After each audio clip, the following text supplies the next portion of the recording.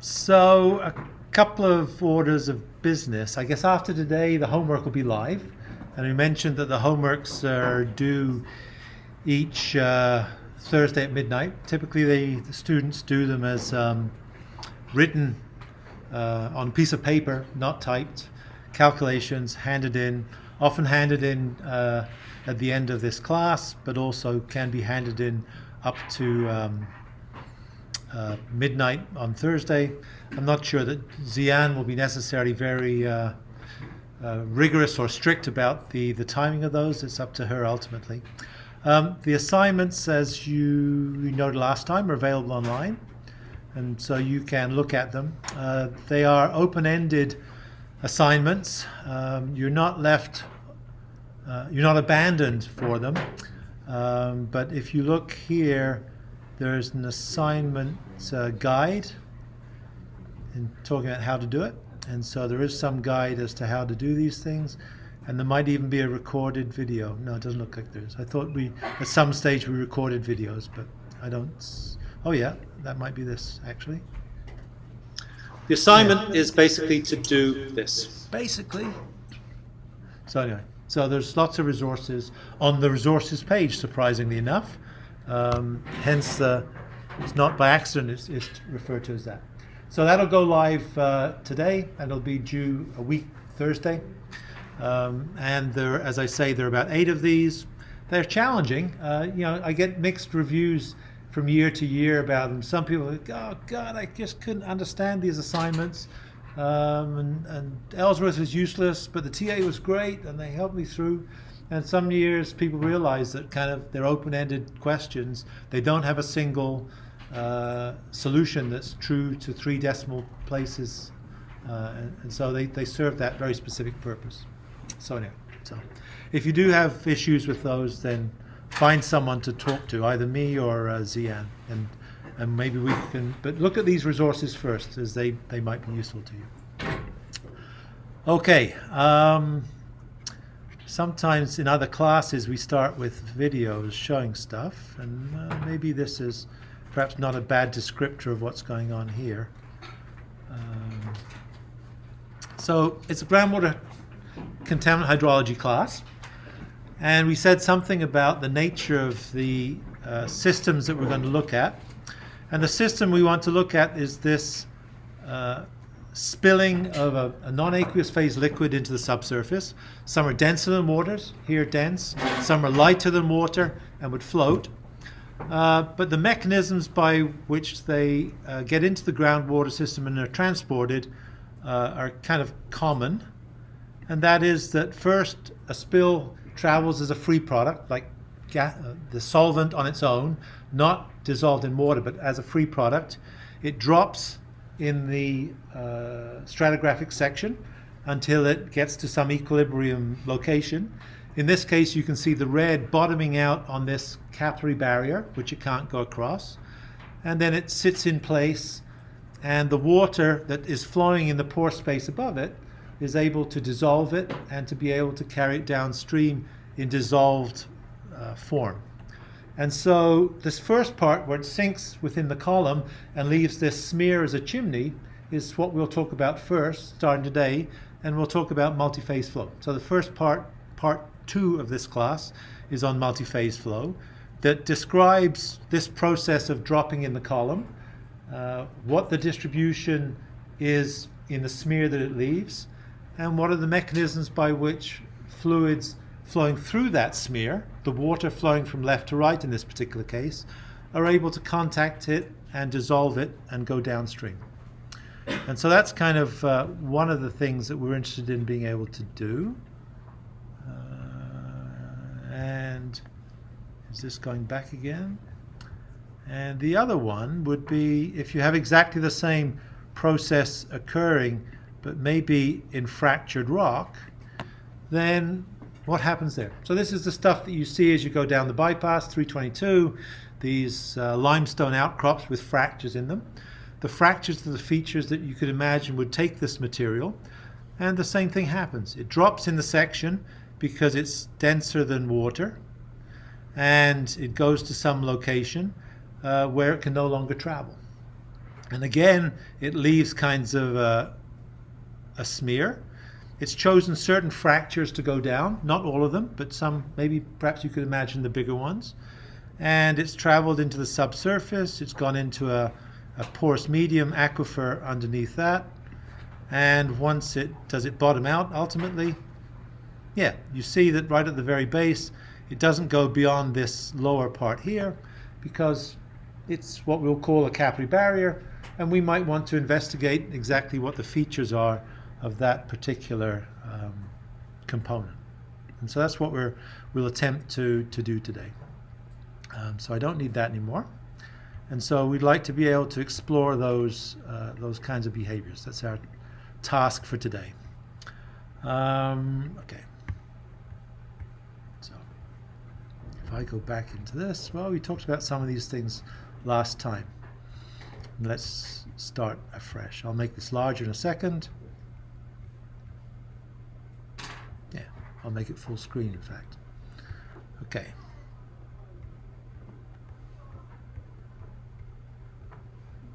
Phone. Okay. So an outline. Let me get back into the swing of things today. So I'm trying to think. This is it. See if I can remember how to use this. Yes, I can. I like something a bit brighter than this, and maybe a bit larger. So that's our overview. We've made the case that these fluids have different properties.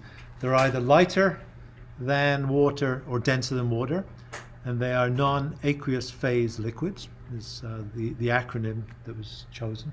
Apparently the acronym was chosen during the Love Canal litigation, that the lawyers who are defending the polluters, I guess, thought that a word that sounded like apple, which was NAPL, if you pronounce NAPL out as a word, sounded quite inoffensive, and was therefore a selection based on that. So that was the basic genesis of maybe that idea.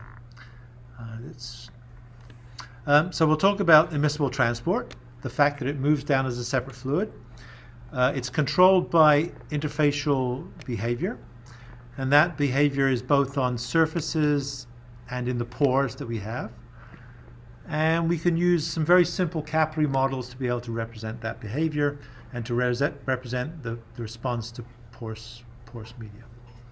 And so these two figures kind of encapsulate exactly the response that we were talking about previously. And so on the top is a lighter than water non-aqueous phase liquid. And if I can overdraw, maybe I'll choose, no, I'll still choose red. So what happens here is you spill, and this stuff goes down through the column. It gets to the water table, and the water table originally is here, has a gradient to it. And as this stuff drops, it's got this weight of material above it. So although it's less dense than water that it's going to sit on, it will tend to gather on that surface by bowing this surface and making basically a lens that looks like this. So this lens will be the location where the dense fluid the lighter than water fluid has fallen, and it will occupy this almost like a puddle. You can imagine it being a puddle underground, which almost completely fills the pore volume. And importantly, in this part here, it leaves kind of a chimney that is a smear. And so this might have a very low volume percentage of this free phase liquid left in it, together with air that will fill the pore, and together with maybe water that's present within these pores. And so immediately we have really quite a complex system that develops. And so we'd like to be able to understand exactly what will be the size of this puddle that we get if we have a spill on the top. How deep will this lens be? What will be the saturations within this uppermost portion? And those are all characteristics of the architecture of this, which we'd like to be able to understand, to be able to say something about how we'd remediate it, for instance. The converse of, or the corollary to this situation where we have a liquid which is denser than water is that when it goes in here in exactly the same circumstances, now a DNAPL, is it will travel down through here. It'll hit the water table, but it doesn't really care about that because the weight of this is denser than the liquid and it's also got a height on it. It's denser than the water and it's also got a height to it. So it'll just scoot across this interface and it'll keep on going down. And in this case, it finally rests as it comes up against this, what we'll call a capillary barrier.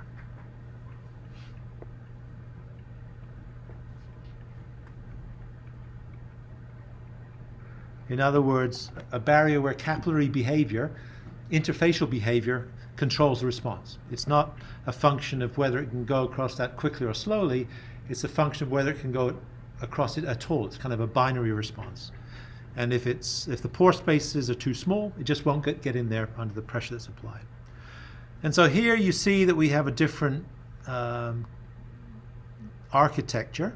So you can imagine that we have this puddle that sits here, which is high saturation.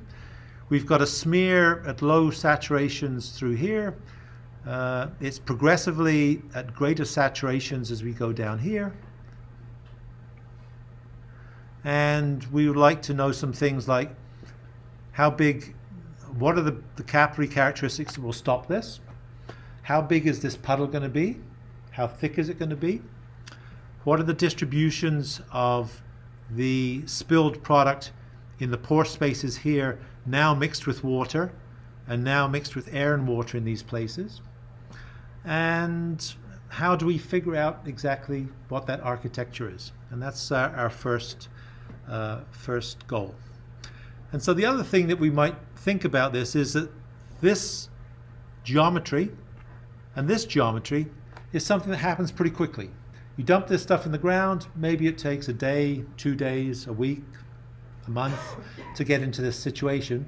But once it's there, it probably doesn't change very much from that initial situation because actually capillary forces tend to be very strong. And the only thing that would be happening in the months and years and decades following this is that this stuff could vaporize and boil off in the pore space and come out of the ground surface just by volatilization. Or it can be removed by dissolving in the water here and being carried downstream with the flowing water.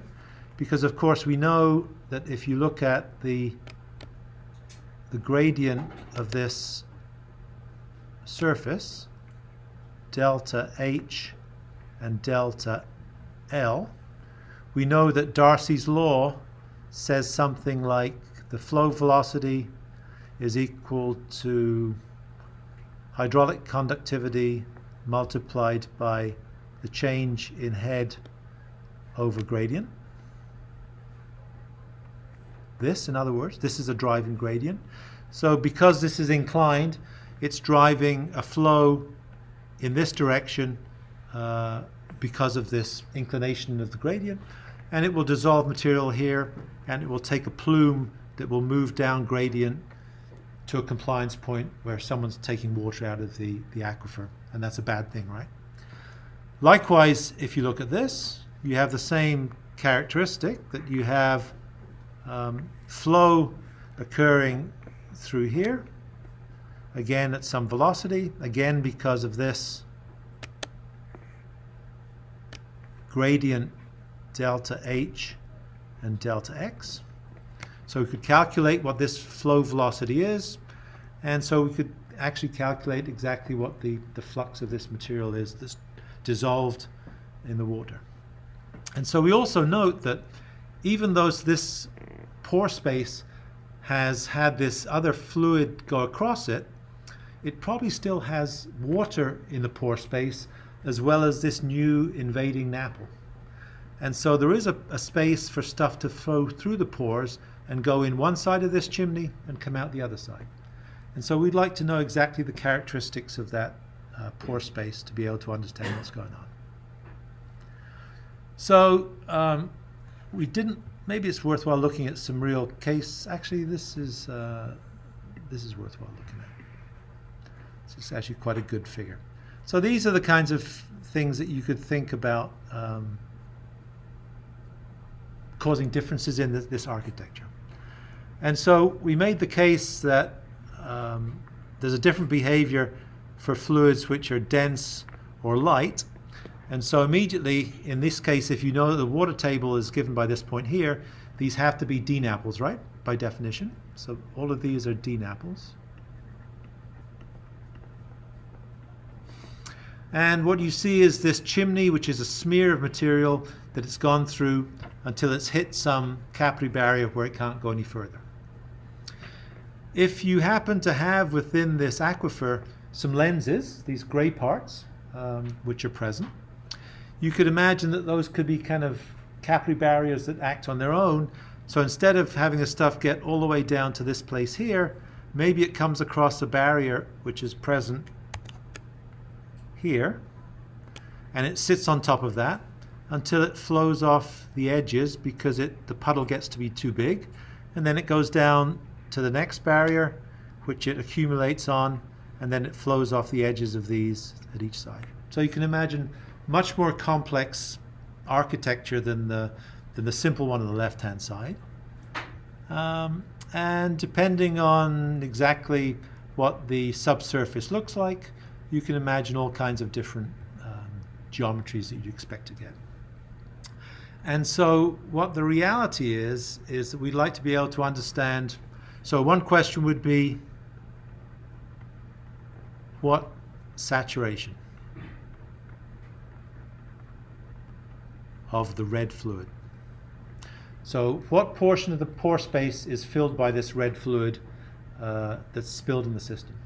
Because that probably determines how quickly you could flow water across this system and how much dissolved component it would pick up and carry downstream to a compliance point where people are going to drink it or do something with it. Okay? We could imagine that if you look, for instance, at this region here, well, actually, so you could imagine that if you take a portion of the aquifer and look at it, blur your eyes, you can see the proportion which is red and the proportion which is not red. And so that would give you some equivalent idea of the saturation of the invading fluid. I suppose if you drew the same box down here, then you could imagine that you'd have a different behavior that you'd be worried about. A very high concentration portion taking up 50% of the box and 0 in the other 50%. Here you have a low concentration taking up 50% of the box and 0 in the rest. Concentration is my bad choice of word. Saturation is the word that we perhaps should use. And so that's what we'd like to be able to understand. What are controlling features that make it look like this here, that make it look like this here, and that make it pool here? We'd like to be able to understand those behaviors. And so that's what we're going to attempt to do. If you look at we didn't look at these yesterday, but perhaps it's worthwhile. You can look at these behaviors. If you take a fish tank, an aquarium, and you put some sand in it, and then you do this, you see this distribution of an immiscible fluid separate from the water, going down, hitting the water table, and then spreading out as soon as it gets there. And you see this fingering that results at the edges of this, and if you look at it a bit later, it looks as if it's traveled even more broadly. If you zoom in on a portion of this, where you look at individual grains of the soil, or in this part, they're bead packs of tiny glass beads, you see that the saturation occurs that has filled in the pore space. And if we go back to look at something which represents exactly that behavior, this shows exactly that behavior. So this is now a bead pack. It's got filled with water. There are big beads up here. There are small beads down here.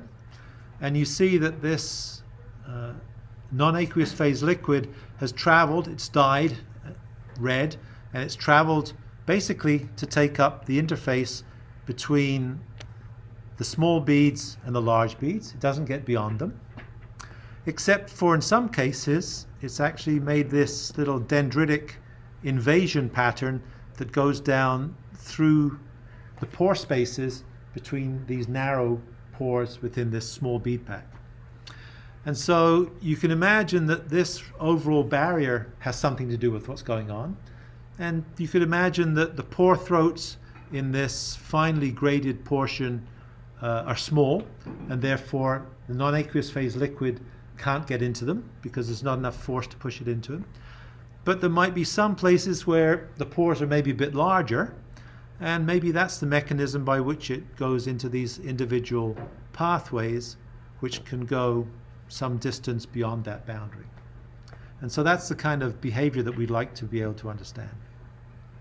And I suppose, again, the point that I'm trying to make in this, if I, what did I do? The point that I'm trying to make is, oh no, I guess,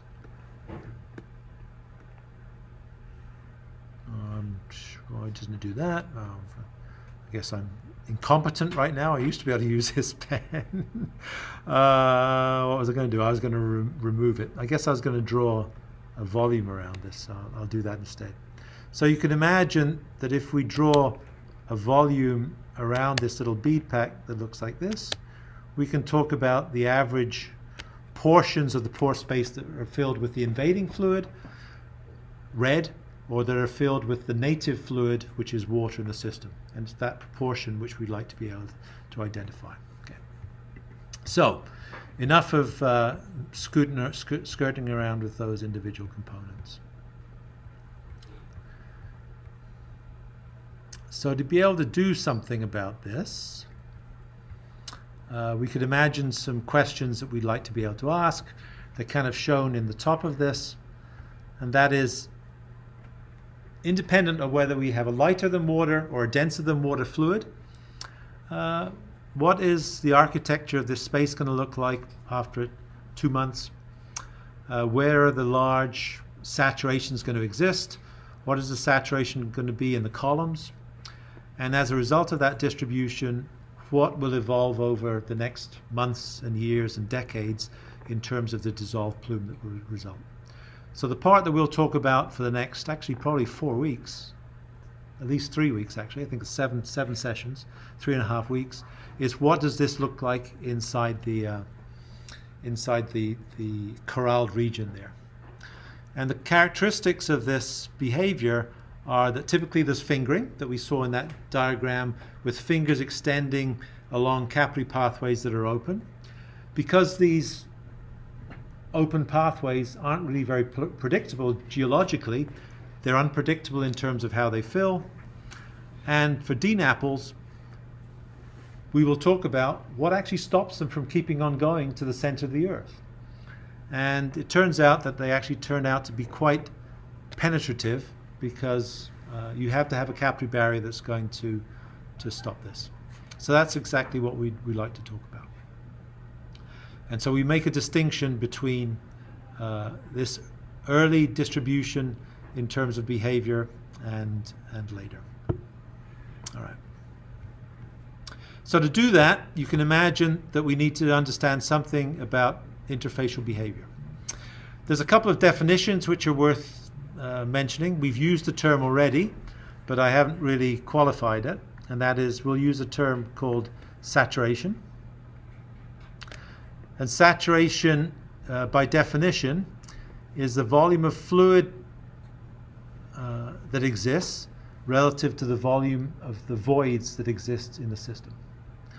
And so, in a general sense, if we can calculate how much volume of fluid is in the system relative to the void volume, the pore space, then if, for instance, the void volume is completely filled with one fluid, then the saturation will be equal to 1 of that fluid. And the saturation of all other fluids will be equal to 0.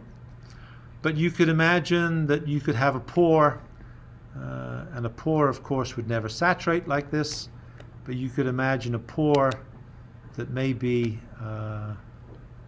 actually you could imagine that it was saturated with fluid 1 and with fluid 2, and this is VF1 and this is VF2. Then the saturation to fluid 1 is just equal to the volume of fluid 1 divided by the total volume of the voids, total volume of this pore. And that's really what this expression here is saying. There's a saturation of different fluids. You could imagine that within a single pore you could have water, you could have NAPL, and you could have air. And the relative proportions of those would be the saturations.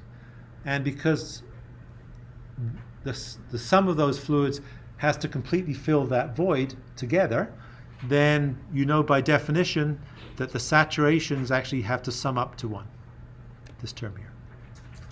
So if it's filled with air and water, then if the saturation of water is 60%, then the air saturation has to be 40%. Other disciplines, so we'll talk in terms of groundwater hydrology. Other disciplines such as soil scientists, agronomists, often use volumetric moisture content. It says the same thing, but it's a volume of water relative to the total volume of the solid and the void stuff. And so a moisture content of 30% would be the case where you filled the 30% porosity completely with water. So they're just different metrics. We'll use primarily saturation. And of course in soil mechanics they use a different moisture content, which is the weight of water divided by the weight of solid. So it's just by definitions. The one we'll use is saturation, and we'll get back to that soon enough. And so our interest in this, and I guess you could imagine that if you took this little figure here and looked at trying to do a ballpark calculation of what the saturation would be, then the saturation of the NAPL would be roughly equivalent to the area of red. So the area that is red divided by the total, which is equal to the saturation of the NAPL. And the saturation of water would be the empty area that isn't filled in divided by the total, roughly. Not very precisely, but so this would be 40% NAPL filled and 60% water. It's not quite as simple as that, as you'll see, but that's at least gives you an idea of this term saturation, which is what we should use. We've made the case, especially in looking at, for instance, geometries like this. Why should we get this filling up this sinuous pore space that goes from one side of this to the other? And we made the suggestion that maybe this pore space is a bit more open, and so it finds it easier to go in there. And so interfacial behavior presumably will have something to do with that. So we need to understand something about surface tension. And so that's what we'll talk about. This isn't particularly important, this first part talking about Dupre's formula. I'm not sure we've ever used it in this class, but it's worth mentioning what it is. If you think that you have two fluids in contact with each other, then the work that you have to apply to separate those two fluids is given by the surface tension of each of those individual fluids minus the interfacial tension between each of those fluids in contact with its own vapor. So that's one way that you can define the relationship between interfacial tensions, surface tensions, and the work required to separate them. It's not particularly important because we can always get magnitudes of surface tension from a textbook. And what we're really interested in is in being able to use it to be able to say something about our systems. And so, first of all, we could look at the behavior of interfacial tension of fluids relative to each other. So one thing that you could imagine is that if you drop some gasoline in a swimming pool, you know that it covers the swimming pool as a sheen. And so if we first look at the behavior for multiple fluids in contact and their equilibrium behavior, then we could look at two liquids, liquid A and liquid B. Let's say liquid A is the water in the swimming pool. Liquid B is the drop of gasoline that you put into it. And fluid G is the gas, the air around us. You drop it onto the surface, what is it going to do? It's going to sit as a bead maybe, but you know then it spreads out. As it spreads out, instead of looking like a bead on the surface that looks like this, it'll tend to spread, and as it tends to spread, it will look like an oval with sharp ends. One end of this oval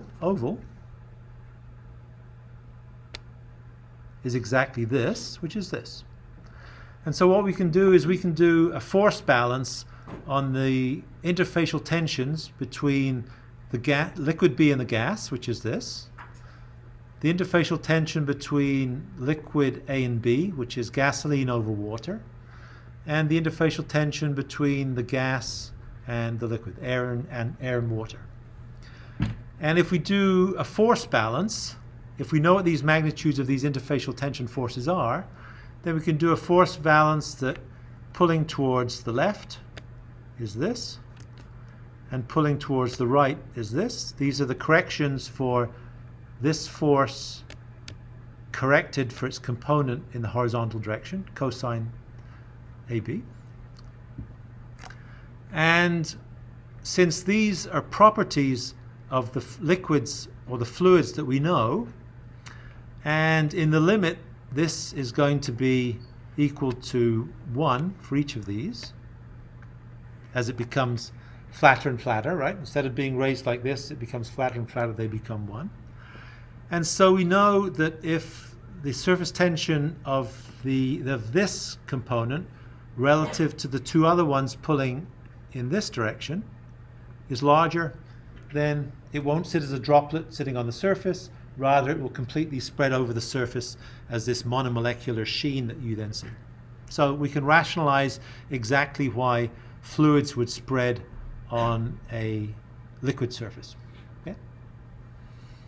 And of course, this kind of looks like the NAPL condition, right? You drop gasoline in the aquifer, it sits on top of the water table. If there's not a big height of that stuff sitting above the water table, it won't depress it, so it'll just sit there, just like a swimming pool. If we then take a surface, and this surface could be a windshield on a car, it could be a grain surface, it could be the marbles that are in our bead pack. We choose to take it as a horizontal surface in this particular case, and we do exactly the same. It's now a solid, this is air, actually it doesn't need to be air. This is another liquid. G could be a gas or a liquid. And this is another liquid. Then we get kind of like this lens now, except this lower boundary here is set by the fact that we have a solid surface. So we can do exactly the same calculation, that we can equate this force that's pulling to the left with this force that's pulling to the right and this force that's pulling to the right. And again, in the limit, this will go to 1. Cosine will go to theta will go to 0, and that will go to 1. And again, we can do the same calculation. And that is that if this is larger than the sum of these two, then what will happen is that this will move to the left-hand side. And if it moves to the left-hand side, then it will completely cover that surface, again, just like a sheen on water. And that's when we say that the system is wetted by that fluid. It completely wets the fluid, because this fluid is usually water that we're thinking of. So this is the wetting fluid. And so you can imagine a couple of different circumstances. If it doesn't cover the whole system, I suppose you could imagine two kind of end-member cases. One would be a bead of water that sits on the surface like this, in which case this angle here, theta, is definitely bigger than 90 degrees. and this would be the liquid, and this would be the gas, for instance. So this liquid, instead of being just 30 degrees, could actually be 90 degrees, or no, 120 in this case, right? So this angle says something about the wetting characteristics of this surface. And you can imagine that it's not unreasonable to think of this as wetting the surface because it has very intimate contact with that surface. Hydrophilic surface. The water wants to be, it loves hydrophilic, it loves the quartz to go over. And in this case it's hydrophobic surface. The water hates the surface and tries to stay as much away from it as possible. And so this angle that is subtended here can be anywhere between 30 degrees here, could be 90 degrees here, or it could be more than 90 degrees, 120 I guess in this case. And the angle of this contact defines the behavior. If it's less than 90 degrees, it's said that the surface is wetted by that fluid. If it's equal to 90 degrees, it's neutrally wetting. And if it's greater than 90 degrees, it's said to be wetted by the other fluid. So in this particular case, the wetting fluid would be the one that subtends the smaller angle, this 30 degrees. This is the wetting fluid, which might be air, and this is the non-wetting. And in this case, this would be the wetting fluid, and this would be the non-wetting. The non-wetting one is always the one that contacts at greater than 90 degrees. Yeah. So, interesting, and really just a definition, but you get the picture. In some cases, water will love to completely cover the surface, and in some cases it will hate it and not cover it. And you get these two characteristic different behaviors. You see these, and we've talked about them in other classes. And so, for instance, if you have a material which is water wetting, and let me see if I can draw this. I'll draw it like this. Oops. And if you take a capillary tube and you push it into water, which I've still done as red, if the material here is water wetting, like glass would be, then you know that the water rises here to some amount, which we have in previous classes called this critical height rise, which is H sub c. So this is water wetting. So this tube is water wet. The water loves the glass, it climbs up it, can't get enough of it. If this was water non-wetting, then the profile that we'd expect to get for the water in this different tube, oh, what a smart piece of software, I didn't want to do that, don't do it again. This would be non-wetting. And this would be wetting. So we can't really get them both in the same figure, because if this was quartz or glass in water, it would always look as if it loved it. But if it was glass in mercury, then this is what we get, a depression in this particular case. And actually we could do the same analysis with this height here, H sub c, but it would be depressed. And you notice that the shape of the contact is pointing in different directions in each of these cases. So clearly these conditions, you could imagine, would control the relationship, if you like, that the water has, or the NAPL has, with the sample that it passes through. And so if we look at that in real porous media, you get quite complex architectures. And typically this is gathered from one of the reference books, which is mentioned, Baer's book. And so this is a picture of a reservoir, if you like. So a lot of the early work that was done on NAPLs going into the ground was not done in contaminant hydrology, because that has only existed as a discipline since maybe the 1970s. So a lot of the work was done in petroleum engineering.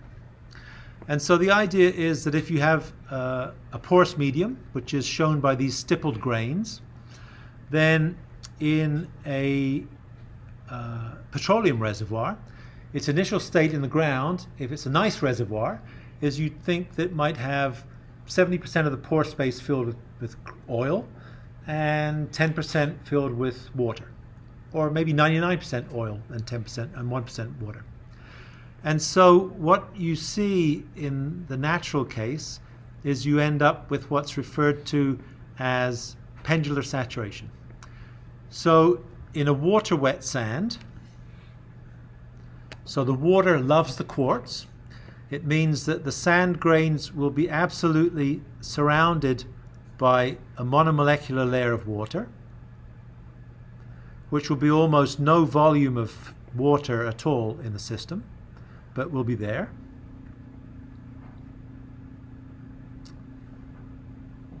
But in addition, if you imagine these two grains of sand that are sitting next to each other, you can imagine that in addition to the monolayer of water which might be on the edge, perhaps it would like to fill in portions of the smallest gaps or the smallest contacts between the grains. And so if you start off with 100% oil and just a minuscule fraction of water, and you suck out the oil, then you have to replace the oil with something, and typically what you replace it with is brine. And so the water content will fill up. And so you see these little white regions here, which I'm going to color in blue. So those will develop and they'll start to fill right at the boundaries of the sharp ends of these cracks. And so if you think about what those look like, if you look at two grains in contact, then what would they look like? I'm going to choose different time. So you can imagine that one grain would look like this. One grain would look like this. The fluid that fills up those holes is going to look like this, right? This will be the water going first. Outside here in the white space is the oil. And so if you look at these two grains in contact, it's actually a ring, like a donut around it. So these are pendular rings of water, and this is called pendular saturation.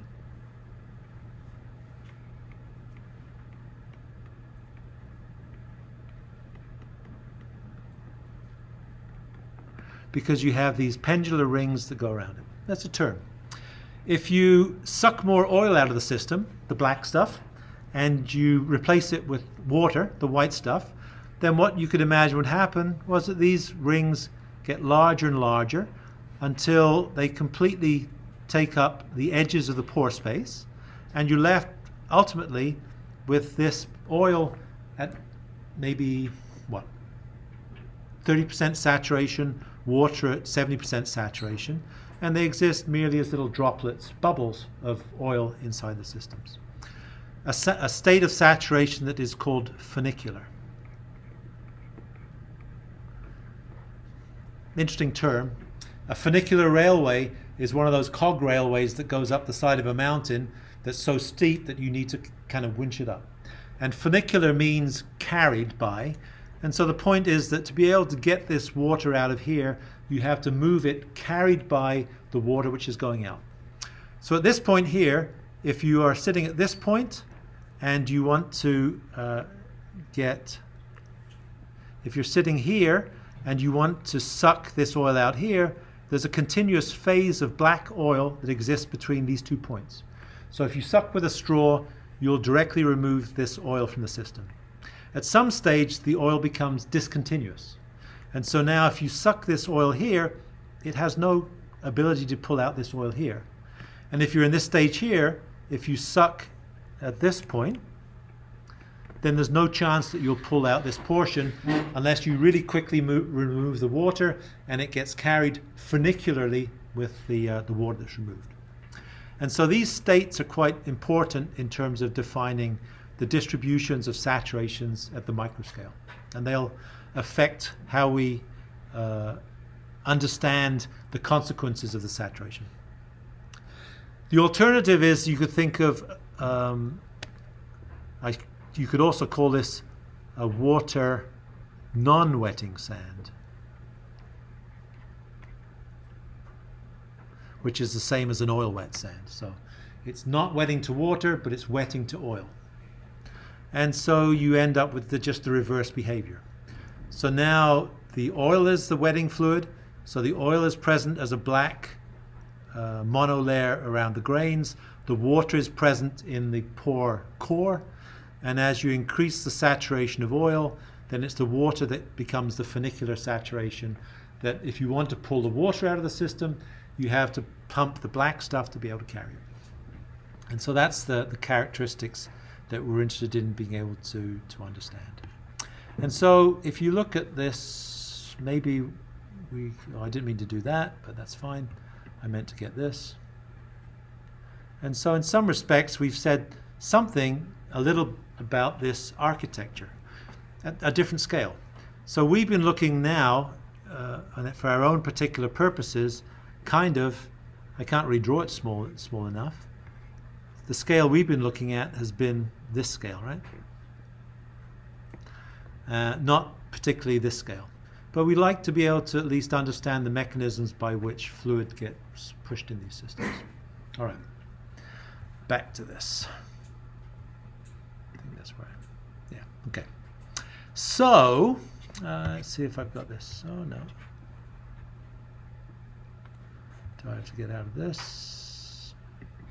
I pulled up a video. Let's see if this works. So some of you in 303 have maybe seen this before. Can I get full screen? So I'll just let it play and let you think about it. The venometer. So when you're out on Thirsty Thursday and you want to see what the alcohol content is of your beer, or if you're with friends and of course you can't drink because you're still 20, you can put it in a venometer. Venometer is just something that gives you the alcohol content of liquids. And so what you do is you put the liquid in here. If I had water, I'd put it in. It fills up this little capsule at the top. This is a capillary tube which has, you can see the hole through it, which comes out of the bottom. You blow until water comes out of the bottom, so you fill up this capillary tube, and then you stand it upside down. You stand it upside down, and now this is open, and you can look within this tube. It's graduated on the side to give you the alcohol content, which is the height to which this will stand up within this tube. And so it's really controlled by the surface tension, which would be across the top of this tube, open at the bottom here, which is at atmospheric pressure, and so it's a direct analog to the system that we'll look at right now. Fantastic, isn't that wonderful?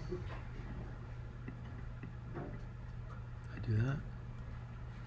What am I getting rid of? I guess it's full screen, isn't it? So, okay. All right. So, I mean, that's an analog exactly for what we'd like to look at now. And so, yeah, right.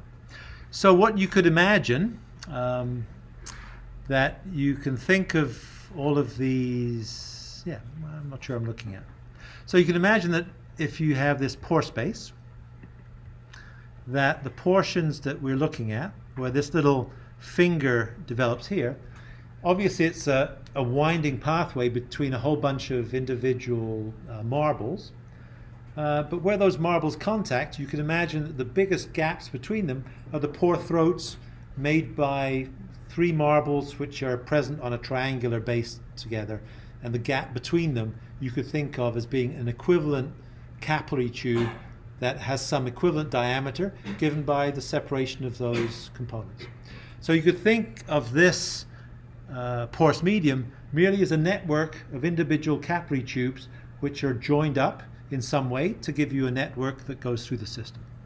And so that's an analog that is commonly used to be able to define, for instance, how big a pore throat do you need to have so that a fluid of a given interfacial tension will be able to go through it. And so the easiest way to do that analysis is to look at the analysis for capillary tube. capillary behavior. So many of you have been exposed to this before. It may or not be fresh to you, but the basic idea is this. We know that on this interface here that the atmospheric pressure is acting, pressure is 0. We know that as you move in a fluid between one location, oh geez, stop doing that way, between one location and another that's on the same horizontal level, gives the same pressure. So the pressure at this place here has to be atmospheric as well, which means that you can just take this tube out and cut it off, and that would also satisfy the exact conditions that this sees.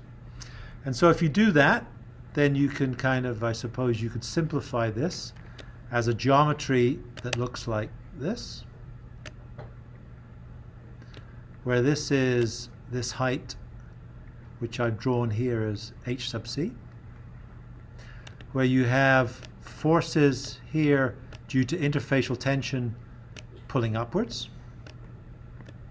and you have the weight of this thing pulling downwards, which is equal to the mass multiplied by gravity, which is the same as the volume times the density multiplied by gravity.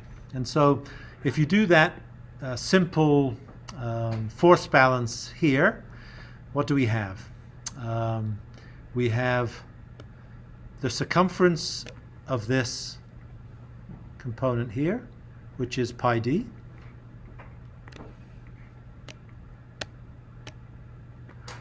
We have the interfacial tension sigma 1, 2, which let's assume we're acting up here. So the circumference times the force on it, and multiplied by the inclination if it has an inclination. If this is 0, then this is equal to 1. And pulling down, we have the height and the area of this thing. So this is the volume, right? This is the area of this cross section here. This is the height of this here. And if you multiply this by rho g, which is unit weight, then you have exactly this, rho g v. And if you then simplify this, you get exactly this equation on the right here. And so you get the height rise, which fluid will rise up into this capillary as a function of the interfacial tension, water in the presence of its vapor in air rising up relative to the glass, the diameter of the tube, and the unit weight of the wetting fluid, W for the wetting fluid. It happens to be water in this particular case. And so there you see the essential characteristics of why the venometer works. For different alcohol levels, alcohol in beer or spirits or wine is miscible. It mixes with the water. Wine is 12% alcohol and 88% water. Liquors, 40, 60. Beer is now 10%, 90. But if you change the proportions of alcohol and water, it will change the surface tension, and it will also change the density. Gasoline is 600 kilograms per cubic meter. I don't know what alcohol is. Perhaps it's 800 kilograms versus 1,000 for water. And so the densities of the two components are different. And so if you have a difference in interfacial tension and density of the given mixture of water and alcohol, it will register a different height rise in the tube. The tube's a bit different from this, but actually it's not, because you remember what we said, the atmospheric pressure acts at this point, so it has to act also at this point. So you can just take the tube and you can cut it off. So that's like this little upside down bell on the top of the capillary tube. It means that you're suspending this fluid above the atmosphere. So it is exactly the same geometry. So this height rise says something about how easy it is to get another fluid into a capillary. And so you can imagine that the height rise scales positively with interfacial tension and reciprocally with diameter. So the larger the interfacial tension, the larger the height rise. The smaller the diameter, the larger the height rise. So they're reciprocal to each other. And so the idea is that to get fluid to be pushed into a very small capillary, you need to have a very high head above it, pushing it through, high pressure added to it. So what we could do is we can take this relationship here, and for instance, we could multiply the height rise by the unit weight of the water. And so I suppose that would give us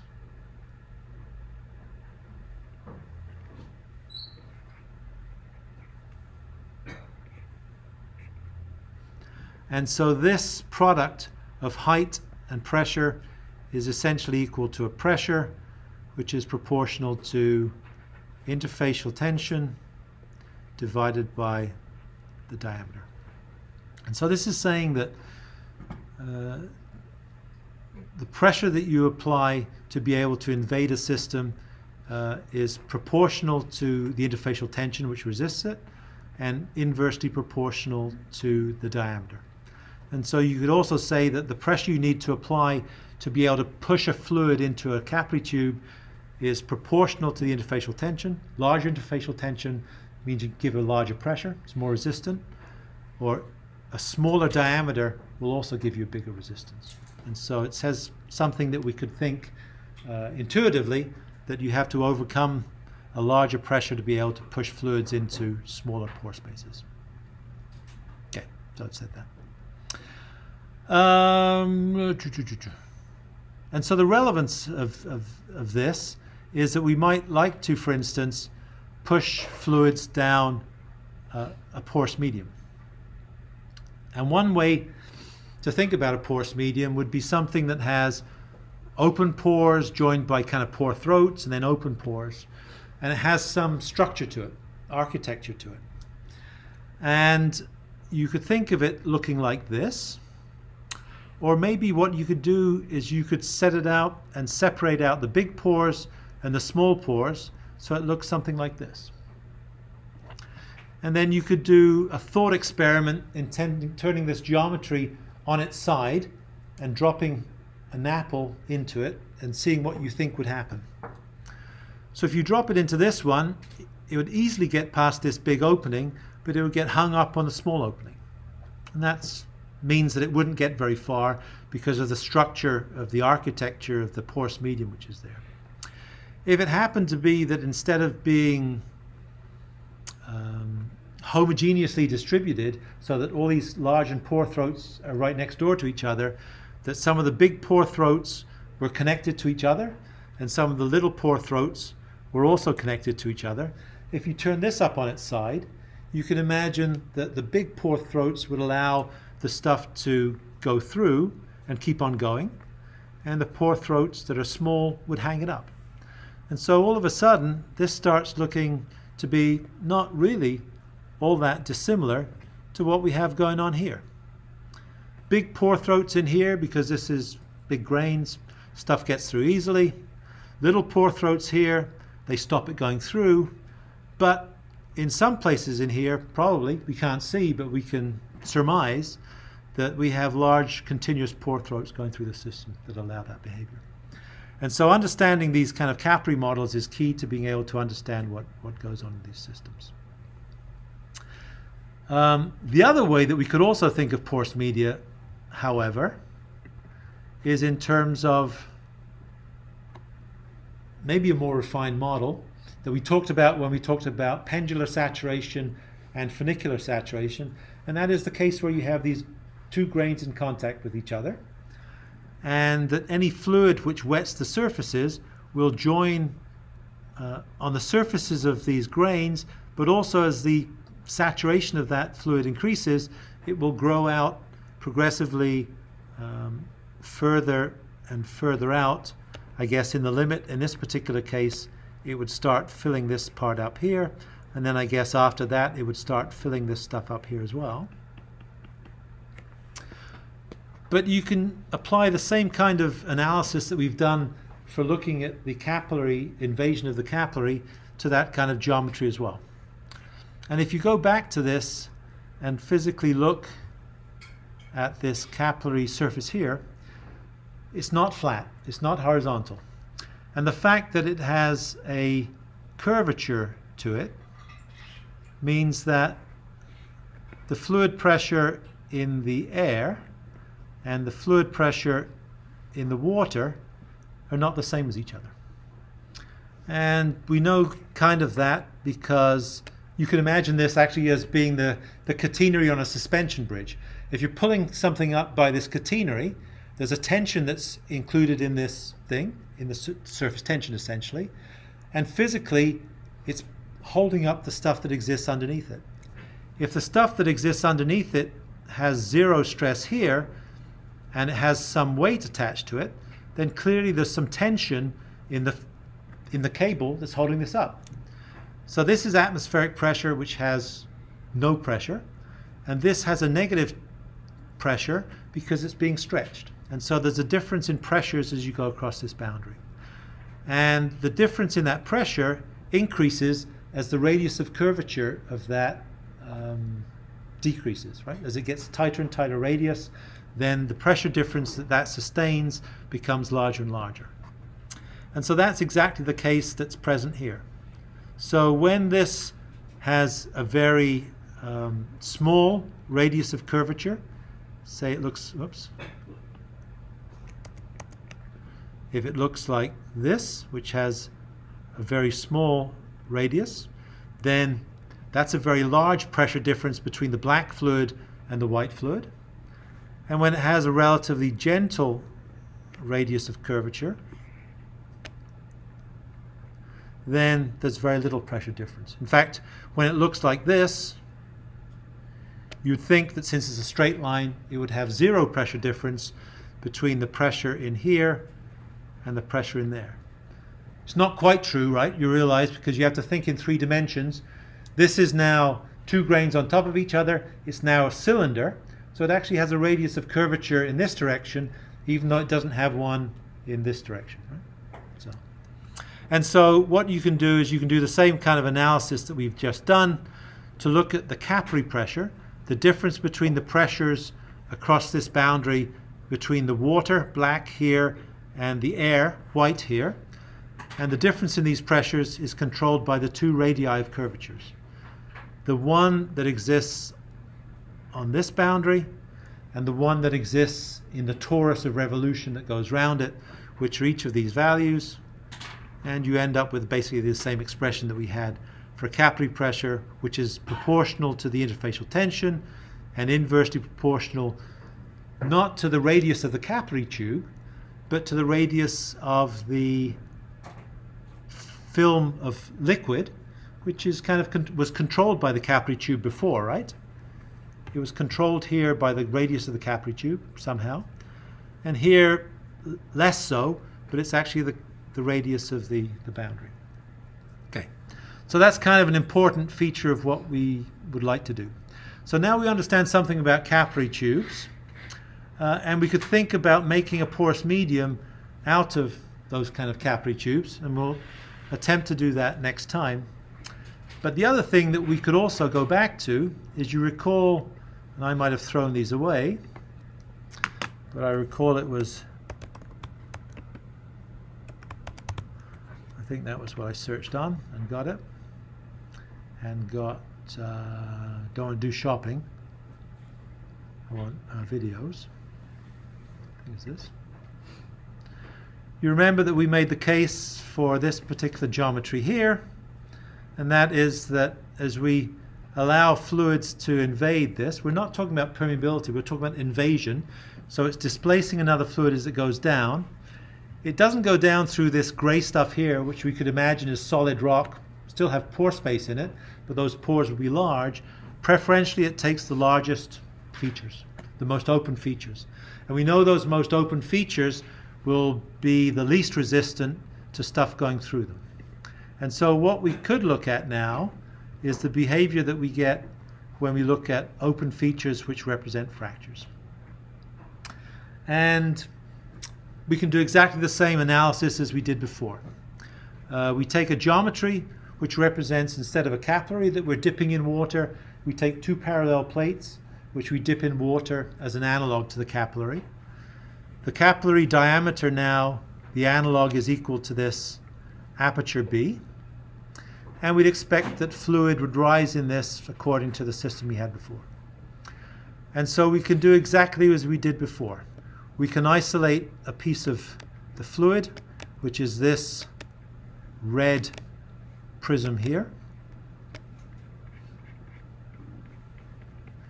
which is, I guess, like this, which has some volume, which is going to be the aperture times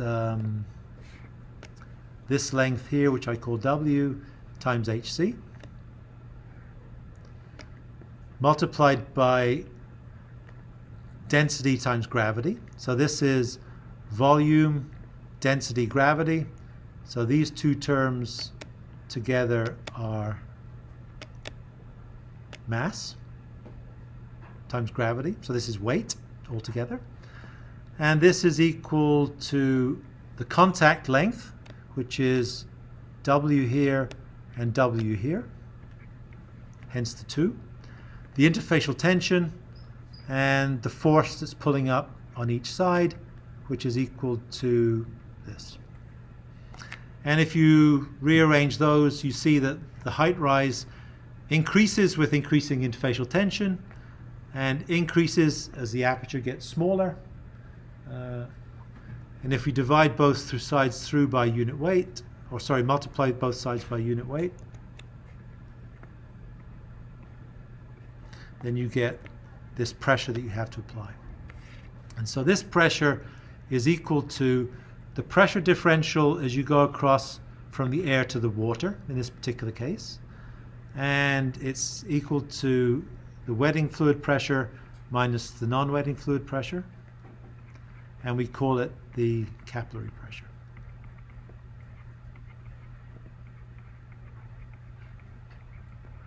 And that's the pressure that we need to understand if we want to be able to drive fluids into either porous media, which we can think of as little capillary tubes, or fractured media, which we can think of in an analogous way, just as a spacing between two flat plates, which don't contact each other, but which are parallel to each other. And so that's a useful analog for us to think about looking at these behaviors, because we can look at the architecture that we get by looking at combinations of big pores and large pores, either in a geometry like this, which is in series. You go through a small pore to get to a large pore, and to get to the next large pore you have to go through another small pore, or with that geometry in parallel. Here you have a big pore, and to get to the next big pore you don't have to go through a small pore to get to it. And intrinsically they will have different characteristics. And so we know something about what these porous media would look like if we made them out of capillary tubes. They'd look like this. And so we can get some sense for what the controls on that behavior are, and that is that small capillary diameters and large interfacial tensions will resist invasion by these non-aqueous fluids. So that's useful knowledge for us to come out of today with. But it's clear that we need to know something about whether the architecture of the porous medium looks like this or looks like this, because it's going to make a big difference as to what this transmission characteristics are going to be.